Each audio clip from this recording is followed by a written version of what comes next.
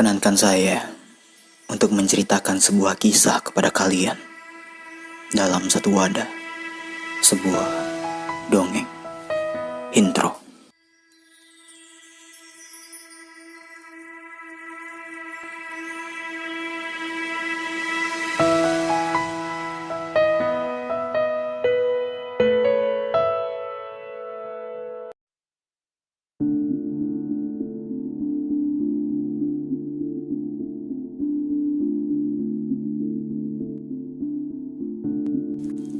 Hal kisah pada zaman dahulu kala, di sebuah negeri di India, hiduplah seorang raja yang sangat menyukai permainan catur.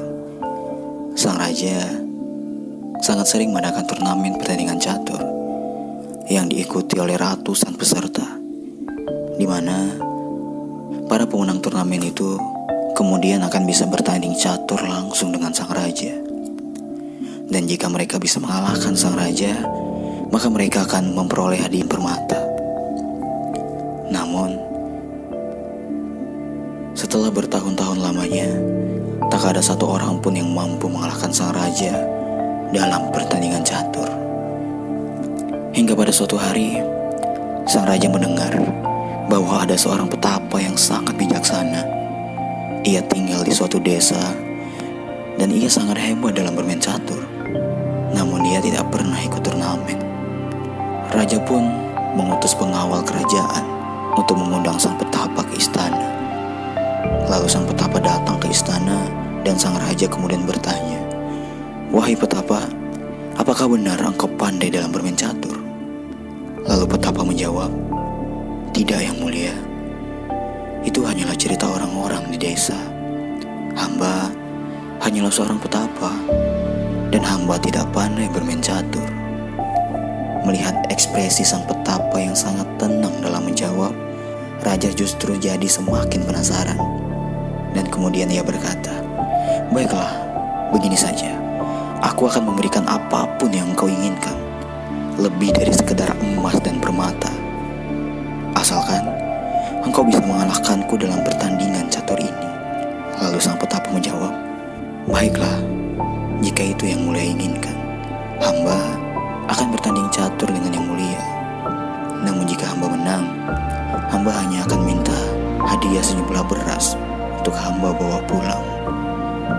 Mendengar hal itu, sang raja pun tertawa.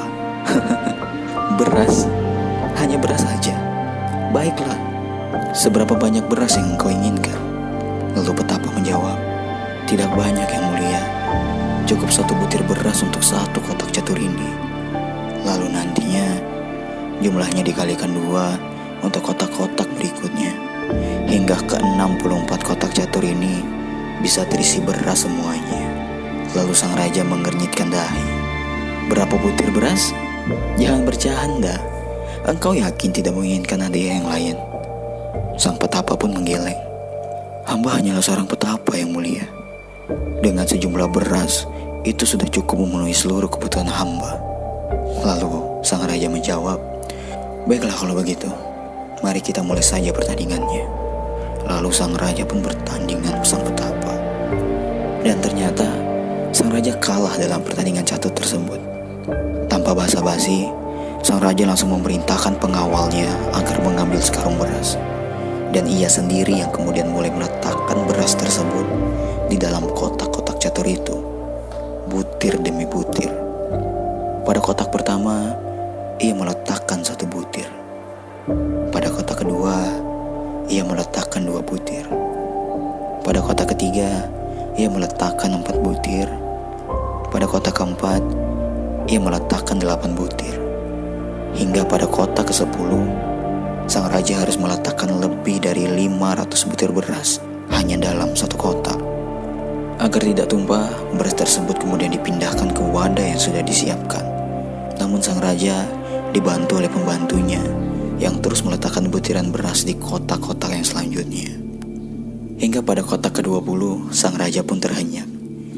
Ia harus meletakkan lebih dari 500.000 butir beras dalam 1 kotak tersebut, atau setara dengan kurang lebih 12,5 kg beras, dan terus berlipat 2 kali di setiap kotak selanjutnya. Hingga pada akhirnya, sekarung beras yang telah disiapkan pun telah habis semuanya. Sang raja kemudian memerintahkan pembantunya agar mengambil lagi beberapa karung beras yang ada di gudang istana. Hingga pada akhirnya, pada kota ke-30, sang raja harus meletakkan 12,5 ton beras dalam satu kotak.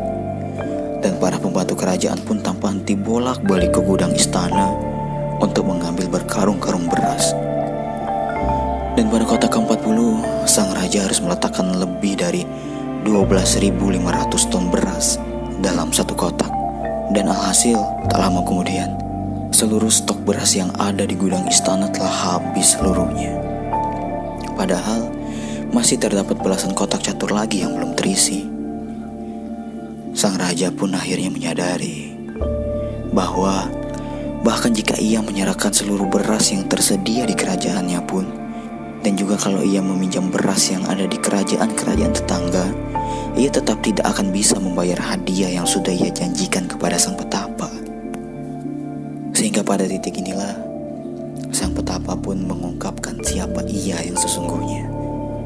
Dan ternyata, sang petapa itu adalah merupakan titisan dewa. Lalu ia mengatakan kepada sang raja bahwa sang raja tidak perlu membayar hutangnya sekaligus, melainkan ia bisa membayarnya sedikit demi sedikit.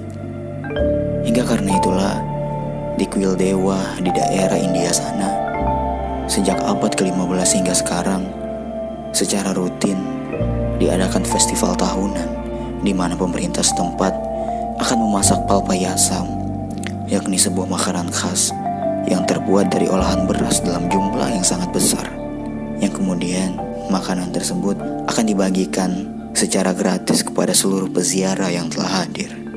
Maka dengan cara inilah, sang raja dan para keturunannya akan dapat membayar utangnya kepada sang dewa itu.